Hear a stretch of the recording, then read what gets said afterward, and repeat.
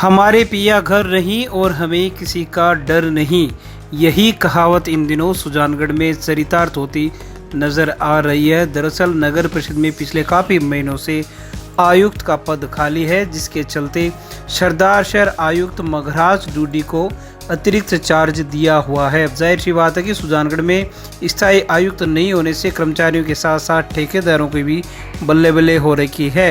इसी का नज़ारा चापटिया तलाई पर देखने को मिला। जैसा कि सबको पता है, 2-3 बारिशों के बाद सुजानगढ़ शहर के सभी जलाशय लगभग पानी से लबालब भर गए हैं और ओवरफ्लो होने की स्थिति में है।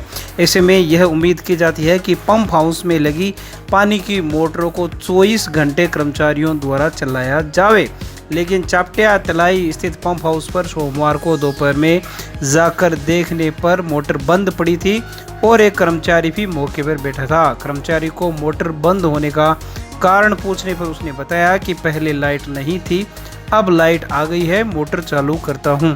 इस पर कर्मचारी ने कुर्सी उठकर जो ही मोटर को चालू किया तो बड़ा अजीबो गरीब नज़ारा उपस्थित हो गया। पानी लिफ्ट होकर सारा का सारा पंप हाउस में ही बारिश के रूप में बिखरने लगा। लीकेज के कारण पानी पूरा का पूरा पंप हाउस में बिखरता रहा, जिस पर कर्मचारी ने बताया कि ये शायद अभी लीकेज होकर ख़राब हो गया है। इस पर उसने किसी को फ़ोन करके बिजली की सप्लाई बंद करवाई, तब जाकर पंप हाउस के अंदर हो रही बारिश रुकी। इस प्रकार दूसरा जनरेटर शेड शिव मंदिर की तरफ भी रखा हुआ था, वो भी बंद मिला। दूसरी ओर ओवरफ्लो तलाई होकर शमशान घाट के सामने पानी भर गया है और हर साल की तरह इस बार भी लोगों को शमशान घाट और शिव मंदिर में जाने में तकलीफ होगी। पास में स्थित स्कूल जाने वाले बच्चों को भयंकर तकलीफ होगी।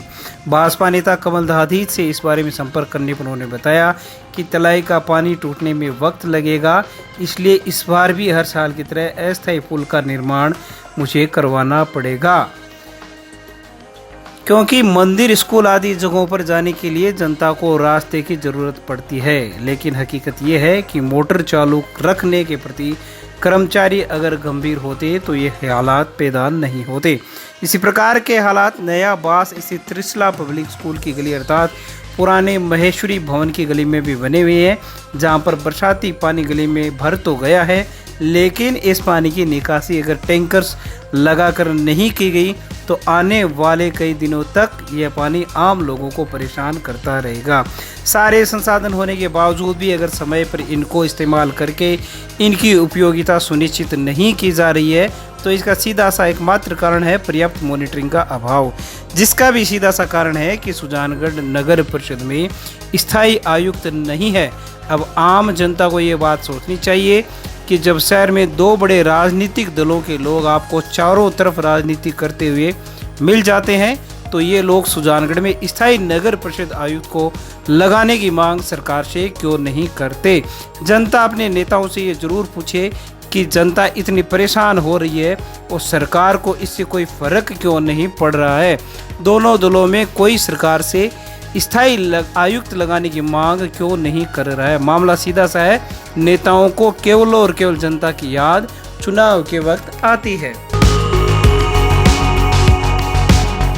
जीली गांव में एक युवक की विद्युत करंट लग जाने से मौत हो जाने का मामला सामने आया है। जानकारी के अनुसार सदर पुलिस को भंवरलाल निवासी जीली ने रिपोर्ट देकर बताया कि हमारे घर के समीप खंबे पर सुबह से बार बार लाइट आ रही थी और जा रही थी, तभी मेरा 30 वर्षीय छोटा भाई सुरजाराम खंबे की तार के पास जाकर खंबे के तारों को लट से हिलाने लगा।